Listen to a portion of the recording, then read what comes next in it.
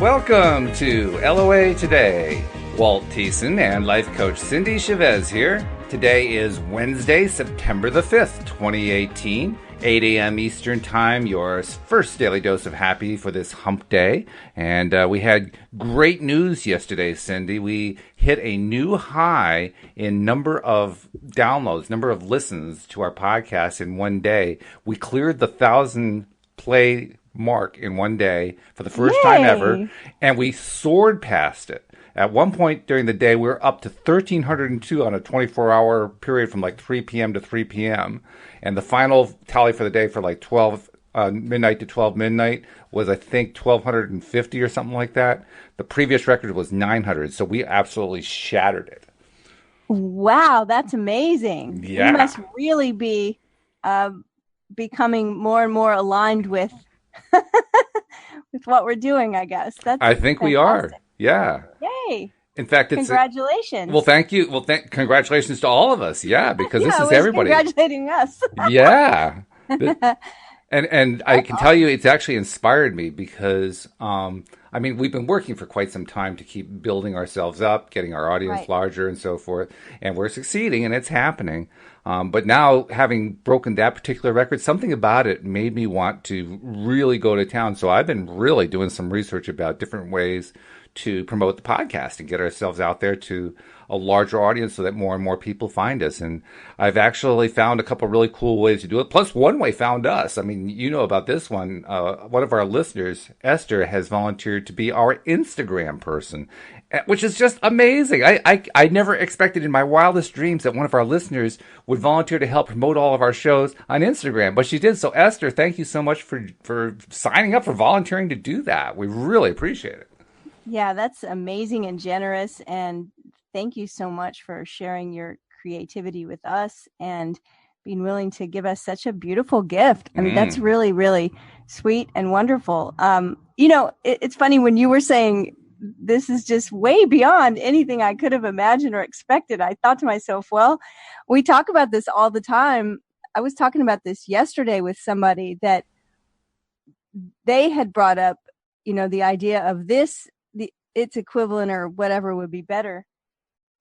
They were reminding themselves of that. And I said, exactly. Here's the thing is when we limit ourselves to saying, I really want this to happen and here's how it needs to happen, you know, and we have it all laid out in our mind, the exact plan of however we want something to happen, that we're just limiting ourselves because we're not holding open a perspective that who knows how it's going to happen. It could happen in bazillion different ways. But when we open our perspective to say, I don't know how this is going to happen, it's all coming together, and we keep moving forward and doing the things we're inspired to do, then the universe just starts supporting us in ways we could never imagine, like this. That's true. And you know, the interesting thing we talked about in our conversation was that it always connects us with other people. Yeah. Right. And you and I talked about that yesterday, I think. We said, you know, I don't know how I'm going to find, it was my thought that I had, you know, 10 years or so ago. I said, well, I don't know how I'm going to find my soulmate, but I have to be honest with myself and know it's probably not going to be while I'm just sitting alone in my house watching TV. Right. Yeah. I was like, yeah, no, you're going to have to get out and meet people and connect with people. And so it generally, that's how the universe works, through other people. We're all one. We're all connected. We're all in this together.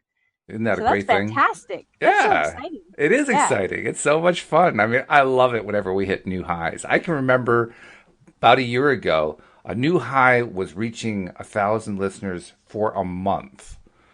That was a year ago. Now it's 1,000 listeners plus in a day. Like, oh, wow, this is so good. Well, I remember the first maybe month that I was doing the podcast with you. And a couple of times you emailed me with a number. Right. And it was like, then you emailed me with a much bigger number. You were like, look at this. And then a few weeks went by and there was a bigger number. It was like, wow, this is really cool. It is. It's fun. The numbers were much smaller than that number. They really are. Yeah. But nevertheless, they just kept and keep building. And that it's just so much fun to watch that. It really is. I mean, I haven't even mentioned it. I didn't even tell you guys a few days ago, we passed 75,000 plays since November 2016. It was like, oh my God, we hit another one, but I don't have time because I got so many cool things happening here. I got to deal with that one later.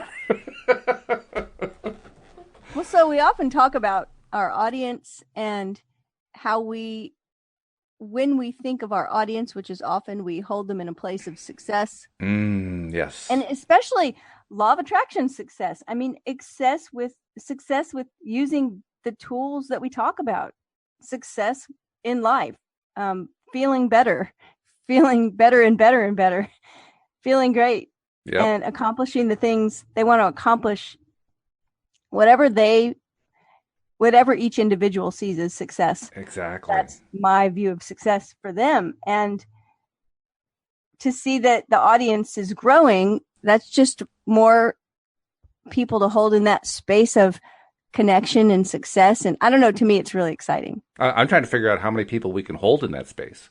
I mean, maybe we have to keep... It's infinite number, right? Oh, good. Because otherwise it's going to get crowded in there. No, yeah, seriously. The way I look at it is if we're really all connected, and I believe we are, and we're all in this together, that the more success each one of us experiences, the more happiness, the more love, the more forgiveness, the more positive energy, good vibes, it affects everyone. It does. It affects every one of us for each individual. And so the more success and happiness and, all good things, all good blessings that are experienced by anyone in the world, well, you know how it is. Look, you're happy right now about these numbers. And I mean, I'm happy too. And I can hear it in your voice when you talk about it. Mm-hmm. You're excited. You said you're inspired. It's affecting me. And so it's affecting listeners and other people. And I'm sure it's affecting your wife and the cats. The cats, yes. Right? Just the energy. And so why not want it to grow and grow and grow? We just want to make the world a better place. And this is one way to do it. Well, absolutely. In fact, as you're describing that, I'm realizing that there is a tendency that people everywhere have, which is to do what Joel calls awfulizing. In other words, take something and then turn it into something even worse in your mind, even though it isn't actually there yet. And then just keep making it worse and worse until you finally constructed this horror show in your mind. And we do that. We all are very capable of doing that. But by the same token, that same energy building thing works in the positive direction. We tend to forget that part. And that's what you're describing. You're describing how we can build energy in a positive way and everybody gets infected by it. And wow. I had a client that called that catastrophizing one time. Catastrophizing? Yeah, that would work. She wasn't talking about herself, I think. She was talking about someone that in her life that she said, it doesn't matter whatever I bring up, they're going to start catastrophizing it. I said, what do you mean? Oh, just talking about it and making it worse and worse and blowing it up into some huge, terrible thing. And I was like, that word is great, but I don't want to use it. Well, I am proud to say I am a skilled awfulizer and catastrophizer, but I am also what's the 12-step term? I am in recovery, so I am a recovering catastrophizer. Right, you're in remission. Remission, right? So we need a word that's in the other direction, like wonderizing, or some joyfulizer, kind of joyfulizer. Yeah. No, you're so right about that. It's like. It's funny. I heard this story last night.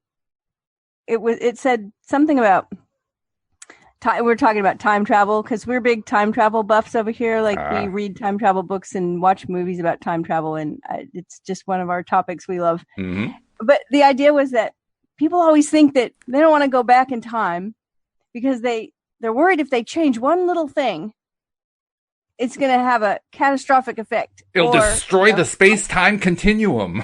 Right. If they change one little thing in the past, that it's going to just change everything and something horrible could happen. Or exactly. Who knows, right? But if it has that much power to do one little thing, why do we never recognize that here in the present, one little thing we change can affect the future? Yeah. Or more precisely, why not go back in the past and change one little thing for the better? Right. But it's that fear of like, well, in other words, we assign a great deal of power to every little thing that's in the past, but right. But we have to recognize that we have a great deal of power right here in the present We to do. affect the future We with do. every little thing. And why not make them really great every little things instead of, right? And the best part is that the power basically regenerates every moment. So we spent some energy just, building stuff up the last moment. And guess what? We've got the same amount or even more for this moment. And it continues endlessly as much as we want to use it. The only thing that's holding us back is how much are we going to use it? Yeah. The only thing holding us back is usually just us. Yeah, that's it. That's Yeah. it. We limit ourselves, but we're not limited. And we can recognize that every little bit helps and adds to that energy. So every little bit of joy, every little bit of celebration, every little bit, we've talked about this before. It's a big jump to go from the bottom of that energy scale up to the top. It is. So it's little moves, feeling a little bit better, Right. and then do it again. Right. And again. Yeah. Or in the modern verbiage, wash, rinse, and repeat. Just keep on moving forward. There it is, just over and over and over and over and over again. Yeah. One of the best ways to do that is to listen to LOA Today. So keep listening. By the way, today's a lovely day in the neighborhood. And I say that advisedly. I was actually just going to ask you about your weather. And, we have a storm system happening here. But yes, it's not affecting us. Good. It looks like it's going to just skirt us. And I hope that it doesn't affect anyone in a terrible way. It's not a hurricane. It's just a tropical storm. So. Yeah, right. Yeah. So it was really funny. I thought it was a hurricane. I hadn't been paying much attention. I had a really busy day yesterday. But I hadn't really been hearing anything about it. And finally last night I saw someone post something on Facebook about making sure, doing some things ahead of time in case they were to lose power. And I thought, oh yeah, I haven't even been thinking about this. And then, so I started asking, why are we worried about this? Like, why aren't we talking about this? We haven't done like the shopping and all the things that you do before, like, why is this not a big deal? So it's really not going to be a big deal. I don't even think we're going to get any rain. Seriously? Because we haven't been talking. See, I was kind of catastrophizing, right? I was like, sure. We haven't been talking about this at all. It was like, well, it's not bringing that much. And then the word tropical storm came up. I said, wait, it's not a hurricane? I said, no, it's not a hurricane. I was like, because I said, well, what cat is it? It's not a cat. It's a tropical storm. It's like, oh. It's a Tweety Pie. It's not a cat. So, with a hurricane, there's a category. It's a cat 1 or a cat 2 or a cat 3. And it wasn't categorized because it was still just a tropical storm. And I was like, oh. And I said, oh, no wonder no one's talking about this. And everyone at the table started laughing. I was like, well, I just... Oh, God, that's funny. So, yes. So actually, it really is a beautiful day in the neighborhood. and there are a lot of millennials who will have no idea what that phrase refers to. But for the older generations, that's a very meaningful phrase because that was a phrase that was repeated here in the United States on television every single week by a man named Fred Rogers, who did Mr. Rogers' Neighborhood. And a lot of kids grew up with that one. It's again, millennials don't know necessarily who that is. You'll have to Google him or YouTube him or something like that to find out what it was all about. And by the standards of today's kids' TV shows, it'll look pretty antiquated. But at the time, Mr. Rogers was a very, very influential figure here in the United States. Well, Mr. Rogers was on the air until 2003, I believe. Oh, was he that long? I didn't know that. No, let me see. I have some notes. Yeah, 2001. 2001. Oh, good for him. I didn't realize he was on that long. Mr. Rogers' Neighborhood began airing in 1968. Right. It ran for 895 episodes. Wow. The last set of new episodes was taped in December 2000 and began airing in August 2001. Yeah. So it, at the peak of Mr. Rogers' show, Fred Rogers, they said that 80% of American households tuned into the show. Wow. I mean, it was, and the funny thing was, my kids are in their 30s, and we were talking about this. I had my son and one of his friends came over last night for dinner, and I asked him, I said, do you remember, like, did you ever watch Mr. Rogers when you were little? Because I mean, he was born in the 80s, right? Mm-hmm. And he said, oh, not really, not unless there was like nothing else on. And I said, well, I think you would have been really little, right? Like 5 or something. He goes, no, I didn't really ever see it until I was like a young teenager. Really? And Oh, even wow. then, he said, if there wasn't, sometimes I would watch it. And so, you know, I said, well, did you see that there's a movie out about him right now? And I haven't seen it yet. But when I said that, he said, oh, yeah, I saw the trailer. Doesn't it look really good? It was so funny because it was like, he goes, it looks so touching. I've heard that it's one of the best biopic documentaries ever Really? made. No kidding. Yeah, and it's out right now. I mean, it's in the theaters right now. And I actually had kind of forgotten about it. You know, we've been doing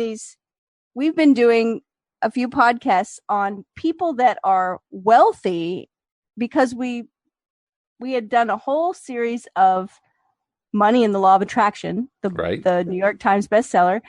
And at the end of that, we started talking about how still, you know, there's that story that we tell about rich people. Oh yeah, that story.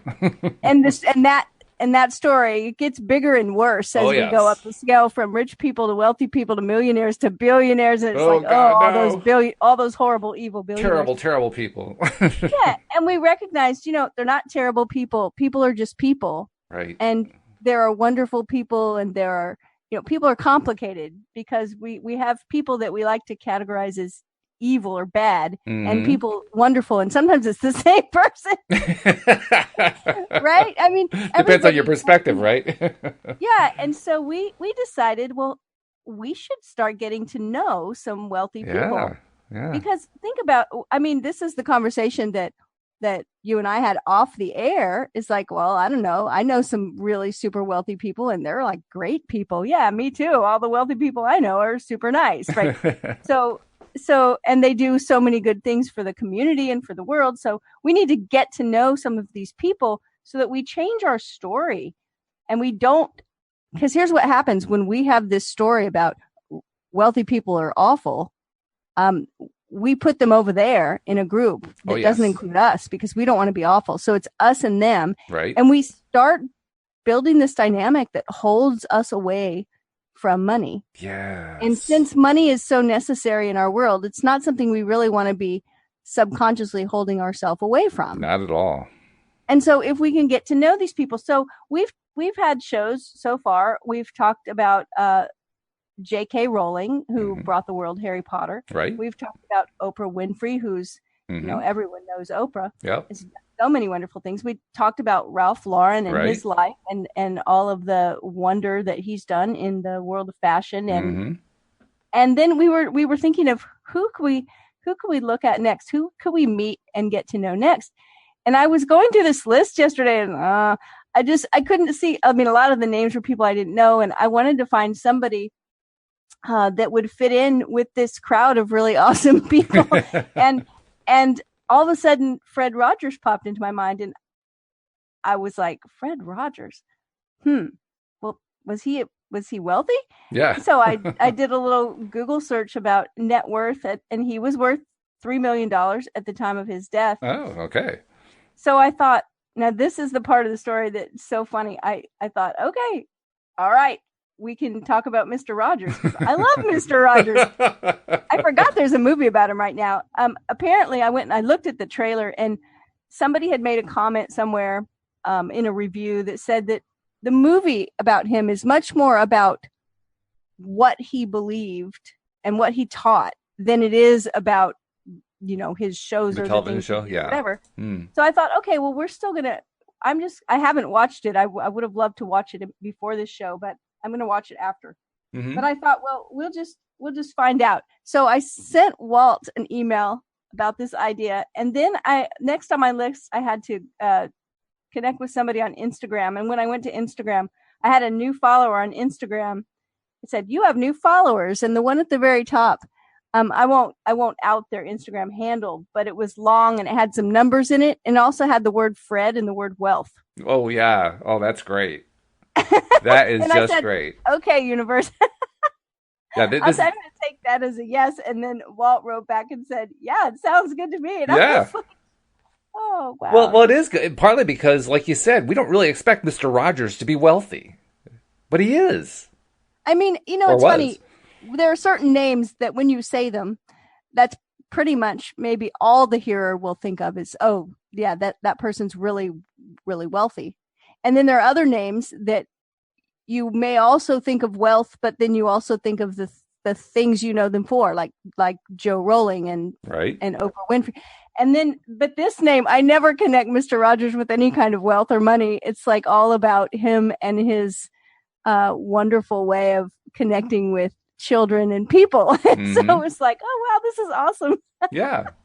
And Yeah. his way of getting started is kind of interesting too, because if I remember correctly, I'm not looking at a source right now that tells me, but if I remember correctly, he was a minister, and he, Well, I mean, yeah. you tell me, but if my recollection is correct, he wanted to do the TV show because he wanted to introduce what he felt was a more loving and from his point of view, a more Christian approach to children's television that they weren't getting. Am I reading that one wrong? That's my recollection. No, he actually he went to school. He was a musician, Hmm. and he started playing the piano and playing music at the really young age, I think 5 or something. And then he went to Dartmouth, and then he graduated from Rollins with a degree in composition, music composition. Oh, really? Okay. And then he got married to his wife, and then he went to seminary. He did. Okay. And the funny thing was, it said he wasn't interested in preaching. And so he was displeased with the way that television addressed children. Okay. And so he thought that television was, you know, just amazing technology, which I mean, it is. And there Sure. was a story that he came back from college and his parents had gotten a TV, Ah. and he was like, it was a marvel. And he didn't think that it addressed children in a way that it could be using this technology. And so it's really what he wanted to do. It's so interesting. He has a really interesting life. But yeah, so you're right. He did go to seminary, and he graduated with a master's of divinity. But he didn't have any interest in being a preacher. Hmm. But I thought, wow, I mean, and there's a guy that got a bachelor's degree in music, and then got married, and then went to seminary. Yeah. So he's got quite an education. Well, I believe also he was a Presbyterian, and the only reason I know that is I was raised in a Presbyterian church, so that was like a famous person, so to speak. Oh, yeah. Well, he was definitely definitely famous. Looking at the kind of like awards, he received the Presidential Medal of Freedom, 40 honorary degrees, Wow. Wow. a Peabody Award. He was inducted into the Television Hall of Fame, and he was recognized in 2 congressional resolutions. My goodness. And we'll talk about that a little later, but that's a really cool thing in itself. Just, I think about him, and he was so mild mannered. Hmm. I mean, that's what comes to mind when I think about him. Gentle, Very gentle. kind, Yes. and yet he really made some big statements, and he did them in the way he was, in the way he did everything. I read something somewhere where he said he didn't believe in being a different person while he was on TV, like having a persona. So that was the He real him. That's interesting he because said he he was did such a not gentle believe you person. should be any different, and then he said, and anyway, children can spot a fake a mile away, or something like that. It's like, yeah, no, it was him. That was just who he was. It's interesting too because that persona that you would see on television was quite different from every other persona you saw. I mean, he was soft spoken. You described him as a very gentle, loving person. That was the way he spoke too. In fact, there were comedians who kind of made fun of it. You know, his very light-hearted way of talking, which I can't reproduce, but I haven't practiced my ventriloquism well enough. But the fact is, he had this ability to just say, "Isn't this a lovely day?" And you believed him because that's who he was. Everything about him was just, it didn't matter if it was raining outside. It still was a lovely day because Mr. Rogers said so. Right. Yeah. No. And I mean, here's the thing. When did I say this show started? I think you said 68. Yeah. Well, that I was 6, and I loved this show. I mean, I have many fond memories of watching this show, and I didn't watch a lot of TV. And in my entire life, like, I'm not a big TV watcher. It's really funny when people start talking about some show or some characters, and I'm kind of like, I have no idea what they're talking about. Right. And sometimes I have said, you must be talking about a TV show. Yeah. And it's always been like this with me. So it's not that I just didn't watch, but I watched just a few things. And in the years that I was that young, this was one of them. And so I think it came on TV at, like, I want to think in my memory, like 4 p.m. or something, or 5. And so it was on at a time when my mother would be like preparing dinner or whatever. And so I would just be in there watching. Yep. And it was interesting because he was involved in the big copyright congressional thing with Betamax. Oh, no kidding. Because his testimony was that, you know, and what that was about copyright and fair use and time shifting and all of that. So the big thing was that it's copyright violation to tape things when VHS first was happening. And so the ruling was that it's not a copyright violation, that we have this technology that enables us to be able to tape it and watch it later. And that was his thing, was that people should be able to be in control of their own life. And that many stations aired this at a time when a child couldn't see it. And that the children's programming and what they watch needs to be just as important as anyone else's. So he was advocating not only for control of your own life across the board, but also for children to be involved in their families watching and planning. And it was great. I thought it was really neat. Well, it also occurs to me, I mean, he was basically arguing on the side that said people should be allowed to record and play it later so that they have that control. And yes, exactly. And it just strikes me, he got his wish, not necessarily through Betamax and VCRs and so forth, but through the internet. Because today, that's what the internet is all about. That's what a podcast is, for goodness sake. A podcast isn't something you happen to listen to live. You can listen to it live. We certainly hope people listen to it live. We like that. But the vast majority of people listen to the podcast recorded. That's his dream, right there. Yeah, it is. And it was I'm reading from this part of the article, but it says that the court stated that his views were a notable piece of evidence that many television producers are willing to allow private time shifting to continue. And they quoted his testimony as a footnote. And this is what he said. He said, some public stations, as well as commercial stations, program the neighborhood at hours when some children cannot use it. I have always felt that with the advent of all this new technology that allows people to tape the neighborhood off the air, and I'm speaking for the neighborhood because that's what I produce, that they then become much more active in the programming of their family's television life. Very frankly, I'm opposed to people being programmed by others. My whole approach in broadcasting has been freedom of speech. And you are an important person just the way you are. You can make healthy decisions. And maybe I'm going on too long, but I just feel that anything that allows a person to be more active in the control of his or her life in a healthy way is important. Well, then I got to ask you, because I mean, it certainly resonates for me in this way. Do you believe that, without necessarily knowing the phrase, that Fred Rogers believed in the law of attraction? Yes. And what I thought was interesting was that, the times that he was involved in congressional testimony. I mean, how many people really, it's a very few people that are ever involved in testifying before Congress, Right. right? Oh, yeah, that's pretty rare.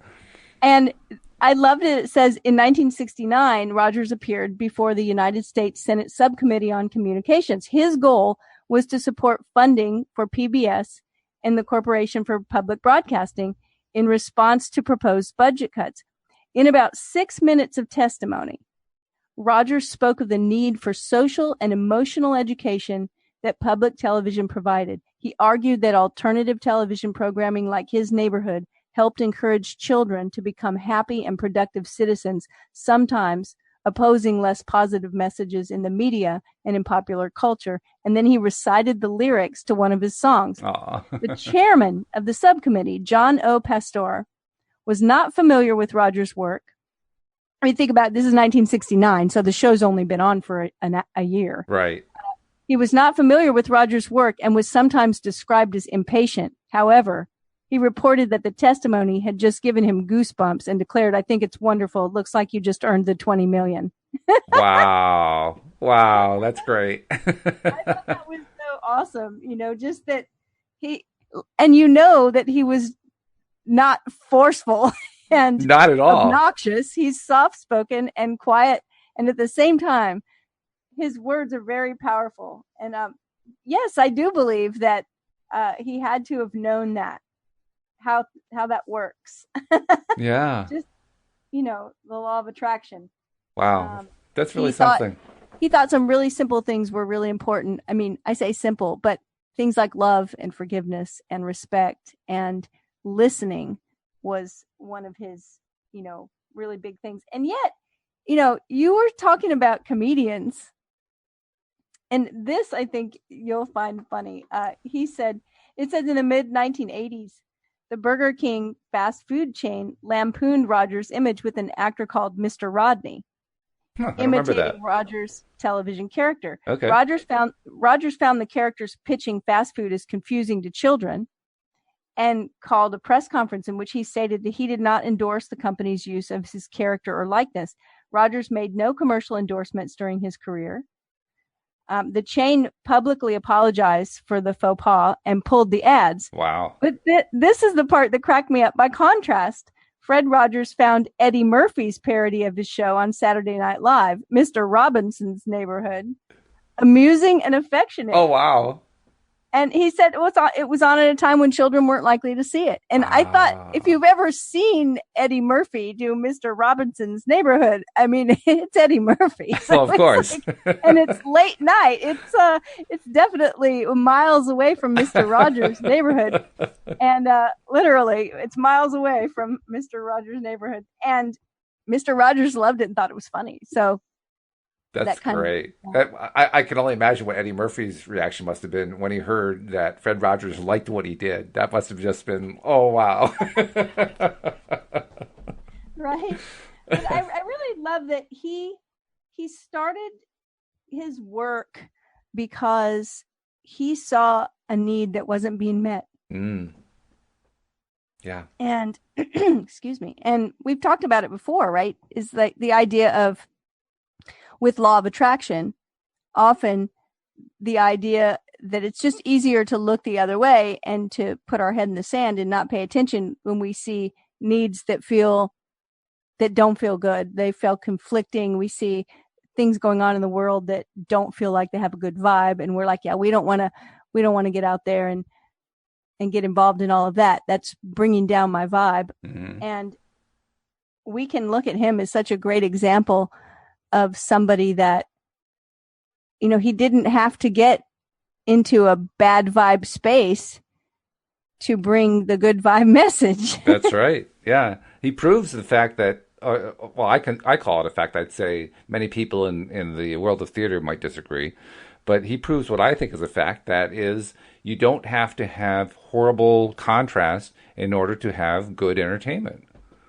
Now, his entertainment was perhaps particularly light compared to what I had in mind, but nevertheless, it was successful. It was popular. It did very, very well with his audience. So, to me, that's proof that you don't have to go deep down into the darkest depths of human depravity in order to have an entertaining program.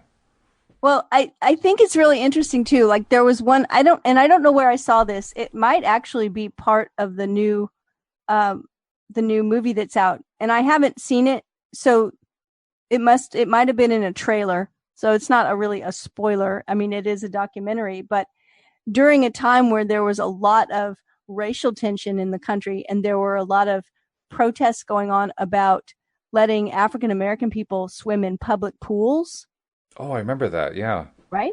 Well, he would often in his little neighborhood, he would have a knock on the door and he'd open the door and it would be, I think the postman's name was Mr. McFeely, and that's funny because that's actually his part of his name. It's a family name, Oh, really? McFeely. He named, his characters. But there was another character and he was African American. He was one of the very first like African American characters in this genre, or I'm not sure, but he when he opened the door for him, Mr. Rogers had a invited him into the place, the yard, whatever, the home, Right. and there was one of those little swimming pools, Yeah. like a little kiddie pool. Right. And he had, Mr. Rogers had taken his shoes off and rolled up his pant legs and put his feet in the water and was talking about how nice it was to cool off and have his feet in the water. And you know how he would talk, just so soft spoken. Isn't Oh, it yes. nice to cool off this way with your feet in the water? Oh, here, there's someone at the door. He opens the door. It's the African American character, who's in the neighborhood. And I can't remember what part he played, if he was a fireman or a policeman or a postman or, but just Right. someone that, when you're growing up and you're really little and all these people, Right. right? There's Yeah. the mailman and the the fireman. And he says, he says, it's very warm out today and I'm just here cooling my feet off in the pool. Would you like to come in and cool your feet off in the pool? Oh, that's And the funny. man says, that would be great. And he comes in and he takes his shoes off and they show a screen, they show a capture on the screen of the African American man's feet and Mr. Rogers' feet in the pool together, cooling off. I mean, he was making a huge He statement, was. Yeah. And he was and doing he it in a did it in the very, most yeah, you say it. gentle way. He did. It was the gentlest, most kind, and most loving way that couldn't. You can't take offense to that. How do you take offense to that, right? There's no way to do it without looking like And a total jerk. and right, and by just giving that such a simple example, right? It's so simple, and the scripting is so simple, and it's just Hmm. we're just sitting here with our feet in this water cooling off. He was teaching children everywhere that this was right and normal and fine and loving and kind and friendly. I mean, it Yep. was like this is the way we should be. That's And right. so I that just gave me chills when I saw it because I don't remember that I don't personally. remember that at all, Um, but I do remember the controversy, and I was only kind of, tangentially aware of it. It's not something that was a part of my life in any way. But I do remember that it was a big controversy, and to hear that description of what he did, wow, that's great. That is really great. well, I Mm. mean, and I'm definitely, it's not something anyone would be proud of, but I mean, I know of a place here where there's a golf course and a pool, and the pool has been filled in, and there are signs and things that show, like historically now, oh, this is where the pool used to be, and it was a public pool. Yeah, well, it got filled in because it was, let's just fill the pool in, then we don't have to have this struggle over who's allowed to use it. Aha. Yes. Okay. And so it was a very big, you know, uh, part of controversy in the country, and Mm. I'm sure it was in the news. And so knowing this about him, kind of like, wow, okay. And there were other things too where he was, it's even hard. I keep wanting to use the word outspoken, and it's even hard to use the word outspoken. Yeah, he was more It's more like inspoken. soft spoken, Yeah, but so exactly. powerful. So something that jumped out at me that we talk about a lot, that I read when I was going over information about Fred Rogers, was a quote from him, and it was this. He said, "The thing I remember best about successful people I've met all through the years is their obvious delight in what they're doing, And it seems to have very little to do with worldly success. They just love what they're doing and they love it in front of others. Isn't it interesting how often that theme pops up? I mean, we've talked Right. about it with Oprah, with Ralph Lauren, with J.K. Rowling. I mean, every single one of them love what they were doing and what they are doing. And Yeah, that and does seem to be a common theme. we talked about it yesterday with Oprah. Yeah. With, I mean, because there were, well, you had, I think, a similar quote from Oprah. Mm-hmm. It was the same kind of quote, I, and we talked about Ralph Lauren. How, I mean, he did not grow up wealthy, and he was selling. He was a tie salesman, tie for crying out salesman, loud. right? But he loved it. Yeah. Yeah. He loved it, and he created his own line of ties. It was like he was passionate about that thing. You told the funny story about him being in the airport somewhere, and a couple over in gets Italy, right? off Yeah. a plane, and the woman is gorgeous, and whoever's with him says, "Whoa, did you see that woman? She is beautiful." And he said, "No, did you see the cut of that jacket he was right. with?" So just passionate about whatever. J.K. Rowling, of course, Oh I think yeah. her story is pretty famous. I mean, she knew, she said, I have to do this. I have to have a shot at this one arena that I feel I belong in. And it was writing. And so it's the common thing. And yet when you look at what Mr. Rogers did, it doesn't feel common to me, because even though it was very simple, it's really interesting. They talk about the sets and said it was so low tech. It was so low budget. Oh yeah. His whole show, he was a puppeteer before he did his own show for years on another show, I guess. And so he had the little puppets. He developed all of their personalities. He did their voices. And it was all very low tech and low budget. And yet it was so powerful. I was just I did a little research while you're because I hadn't really researched him at all preparing for the show. I'm glad you did all the research and you did a great job, really great job. But I found something and it struck me when I read it because it fit in perfectly with your swimming pool story. Did you know that Fred Rogers was literally colorblind? Yeah, he was. I did know that. I mean, oh my goodness. Talk about Yeah, a double meaning. I saw right. that. I said, whoa. That's really Funny. I didn't interesting. connect that, in a metaphorical way, but you're right. That's interesting. Well, and the other thing that stood out to me that I thought was kind of meta for us is that um, he did some other things, but not too much. I mean, what did I say? He did 895 episodes of Yeah. his Oh, show. geez. That's a lot, right? He also composed all of the music, except for some small little incidental pieces, but anything that was repeated and that he did, over and over, it was all his own work. But one other show that he did was he did it for PBS, and it was called Fred Rogers Heroes.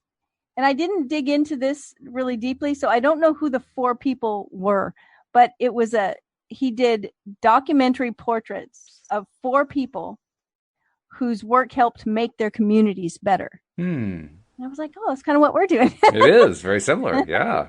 Yeah. Yeah. In fact, how interesting. Didn't you tell me that before he went to seminary, he went to music school? So he used what he learned in music school to write the music for his show.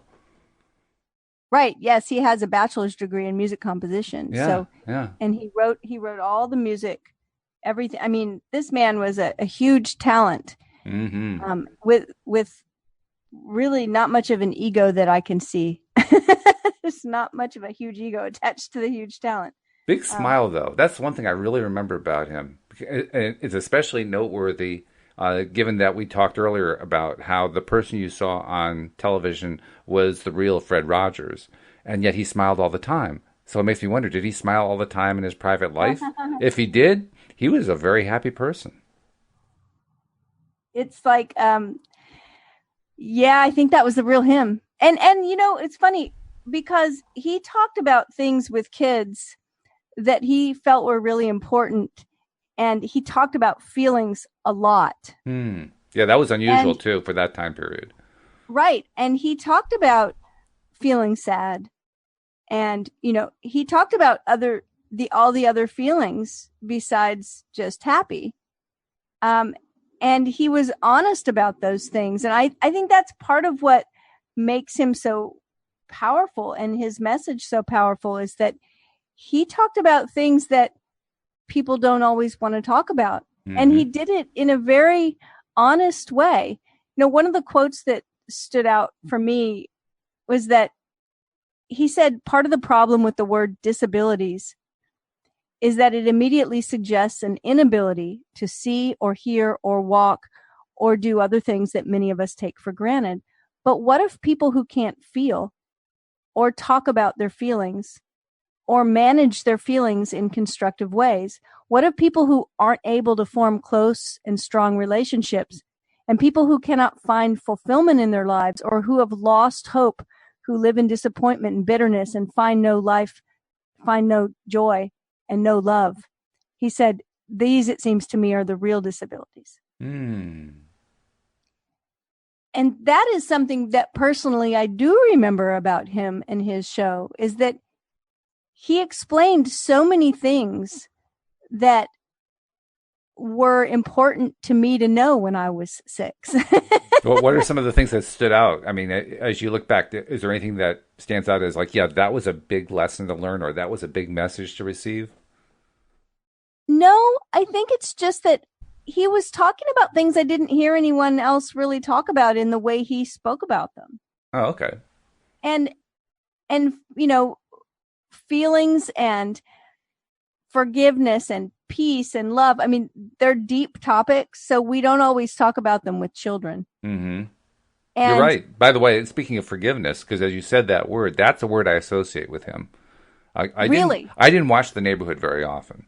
I saw it, I was aware of it, but you mentioned it came on in 1968. In 1968, I was 11 years old, so I was already a little bit past the initial demographic for it. And so I just never really got into it much. And yet, forgiveness was a theme that I really associate with him from the little snippets that I did see. Like, forgiving was really, really big. And that was, I don't know how to explain how unusual that was. You never saw anything about forgiveness on television at that time. You never, ever saw it.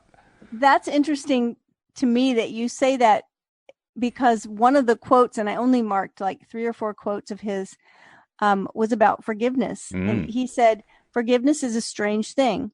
It can sometimes be easier to forgive our enemies than our friends. It can be hardest of all to forgive people we love.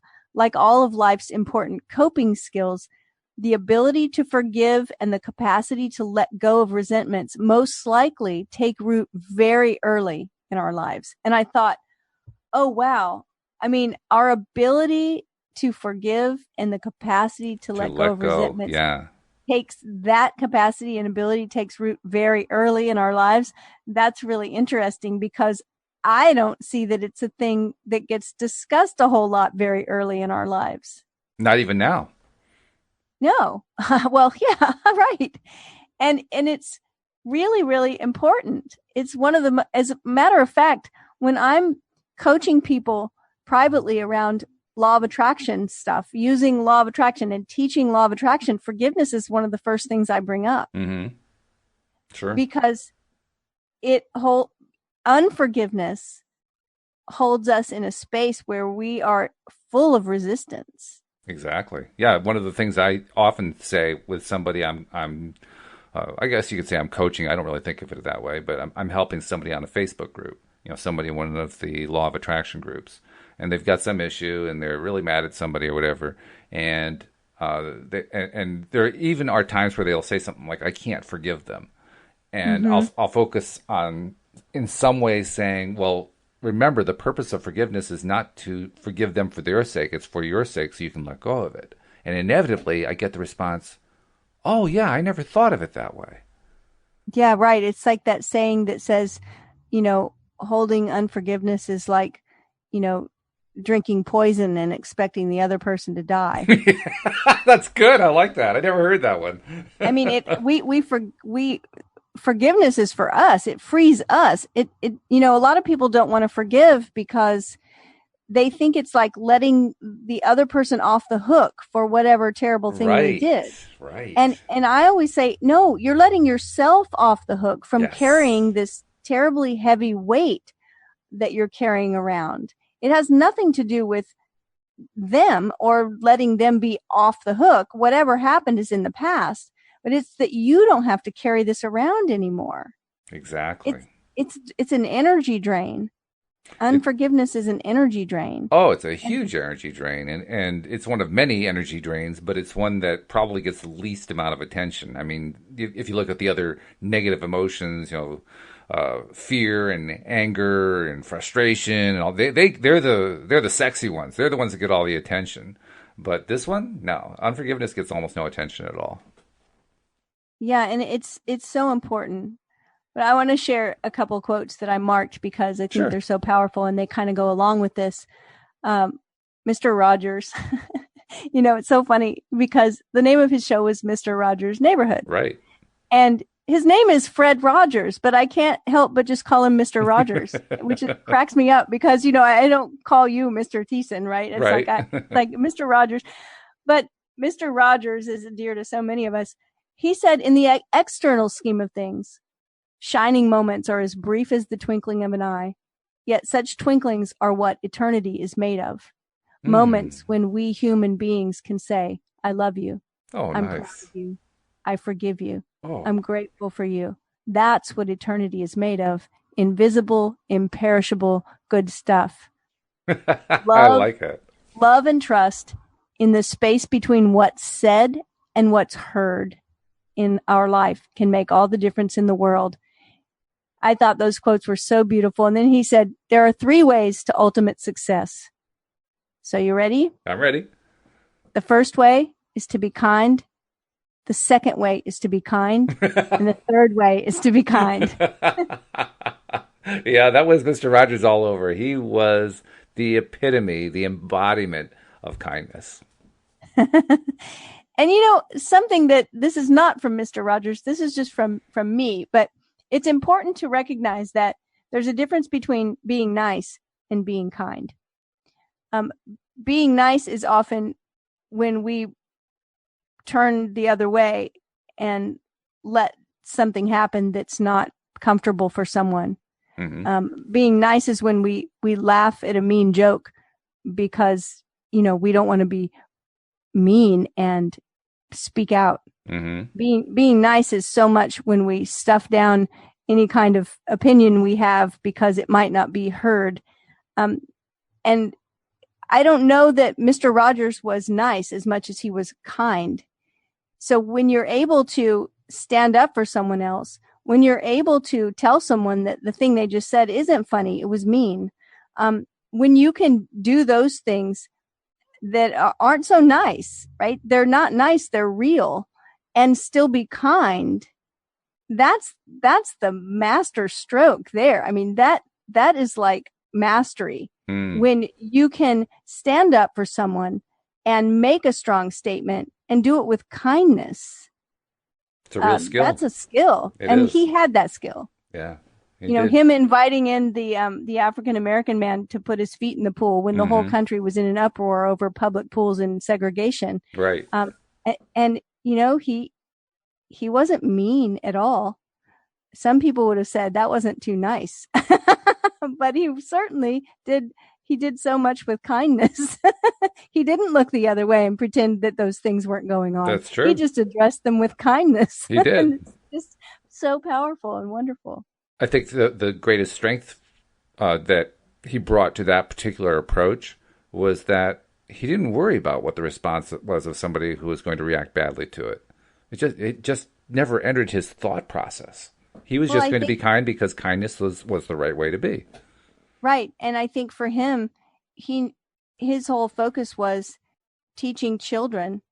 And in the process, I think he taught a lot of adults as well. Yeah, he really did. About things that, were important. Like when the congressional testimony happened and the response from someone who was normally known as being impatient was, that gave me goosebumps. He definitely had an impact. He certainly did. So I have very much enjoyed, and I really, from an adult perspective, it's like I knew Mr. Rogers from a 6, 7, 8-year-old perspective. And now I feel like I know him a little better. our wonderful wealthy friend, Mr. Rogers. Absolutely. And it certainly gives us a different perspective on what it is to be wealthy and what it is to mean that somebody is a wealthy person, because he had the money, but he also had so much more than that. And You said it. wealth Boy. goes beyond the money. There's no doubt about that. Money is very important. Don't get me wrong, but it's far from everything. It's only a tiny, tiny piece. It's the way to get to everything else, or not the way, but it is a way to get to everything else. And he demonstrated that you don't even have to have gotten to everything else before you can act like you have all of everything else. He had the kindness, he had the love, he had the good feelings, he had all that stuff before he even got started. And look where it took him. Well, I think that, what's so interesting about that is exactly what you just said about what he had. And it's like the wealth, when he was talking, the quote that I read a moment ago about, that what eternity is made of. Right. It's made of the moments when we say, I love you, I'm proud of you, I forgive you, I'm grateful for you. That's what eternity is made of. That's the wealth. And yes, he was a millionaire. And this wealth, so far, in my estimation, surpasses any kind of, material wealth that we can talk about. And that's the powerful thing for me, is that's what stands out about his life. Mm-hmm. Mm-hmm. And the eternal things. And not surprisingly, to those of us who are followers of the law of attraction, because he was wealthy in all those other ways, he also became financially wealthy. Right. Yep. Which is a very, very, very powerful person. It's a great way to put an exclamation point on the discussion we've had about Fred Rogers. And I'm thinking, how many different podcasts can you listen to that talk about Fred Rogers and the beautiful side of life that he presented to an entire generation of young people here in the United States? Not too many of them. So this is where we say to you, hey, if you're not yet a subscriber, please become a subscriber. This is the kind of great stuff you get every single time. And it's always different. It's a different topic every day. We explore every single aspect of life because the law of attraction appears in every aspect of life. So if you're not yet a subscriber, go to the homepage of our website at loatoday.net, where all the instructions are on how to do it. If you're on an iPhone, you can just go directly to your podcast software that's built right into your iOS operating system and open it up. Do a little search and look for LOA Today, and boom, there will be. Just subscribe, and now all of a sudden, you got all of our episodes coming right to your iPhone. Same thing on an Android, except you have one more step. Go to the Play Store first to get your podcast software. There's lots of them out there. Just install a podcast playing app, and then once you have that, open that up, do a search on LOA Today, and you'll find us and be able to subscribe as well and get all of the episodes coming to your smartphone. And for those of you who are already subscribers, please take a moment to go out to your favorite social media site and post something about loatoday.net, because you're helping to spread the word. We already are seeing the results. Look at that. We broke a record yesterday, Cindy. Yay! We broke a record. record. I'm sure it's because people are sharing it. We just need more people to share it. That's all. I mean, it's still a small minority who are doing it, but more and more are doing it. So please take a moment and just go to Facebook or Twitter or Instagram or LinkedIn or whatever you like to use, and just post something about loatoday.net so that other people can find out about it as well. And Cindy, before we leave, give us a little idea of how they reach out to you, because, I mean, if there's anybody who knows Mr. Rogers, it's you. And if there's anybody who knows coaching, it's you. And, there are probably some Mr. Rogers fans out there who say, maybe I need a little help with some of my personal stuff. How do they reach out to you? Well, you can find me online at cindychavez.com, CINDIECHAVEZ.com. And it's that same name, Cindy Chavez. You can find me on most of the social media platforms, Twitter, Facebook, Instagram. However you find me, just give me a shout, say hello, and let me know that you're listening. I'd love to connect. And thank you for joining us for this lovely day in the neighborhood. Thank you. That's awesome. It is. That's the only singing you're going to get out of me. Sorry, I don't do anything more than that. But let's put it this way. If you do want to hear more singing, you're going to have to come back next time, okay? Maybe I'll give a little teaser out there, right? So we hope you do join us next time here on LOA Today. Goodbye, everybody. Bye, everyone.